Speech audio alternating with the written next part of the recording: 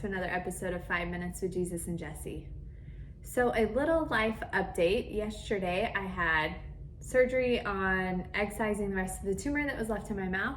They got everything out and I got to keep all of my teeth. So that is an answered prayer. Hopefully we are done with that chapter of my life. But yeah, it has been a crazy whirlwind for that. So what I wanted to talk about today is kind of, I took a little break from Ephesians. We still need to finish Ephesians 6, but at church on Sunday, I was so convicted by the message that I thought it was worth sharing with you guys. And it's nothing you've probably not heard before, but the way that it hit me on Sunday, basically the message was in regards to Easter, but we came on topic with, are you sleepwalking through your Christian life? And it really dawned on me in the past 2 weeks probably, I feel like I had been sleepwalking and I didn't really realize what was going on until I heard this message. And what I mean by that is going through the motions, doing the things, but really like the passion wasn't there. My heart really wasn't in it. And a quote that our pastor said this past Sunday was, the power of weariness will rob you of your spiritual awareness. And I was like, wow, that is what is happening. I allowed the power of weariness, just being busy, getting tired, having so much to do, not wanting to wake up early, going to bed late, trying to check everything off of the to-do list. I let the power of weariness rob me of my spiritual awareness. And because of that, I was sleepwalking. So I wasn't really negating the things that I should have been doing. I was still showing up and I was still checking the boxes per se. But like I mentioned, the passion and the heart, my heart really wasn't in it. And it wasn't until I heard this that it kind of dawned on me and I was like, wow.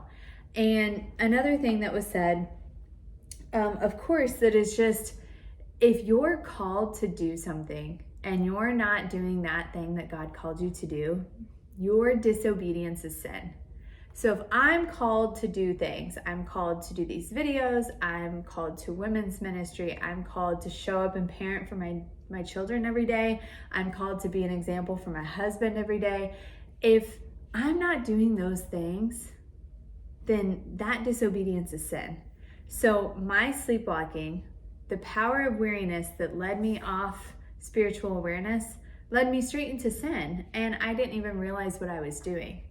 And another part that our preacher spoke on this week was your assignment compared to everybody else's.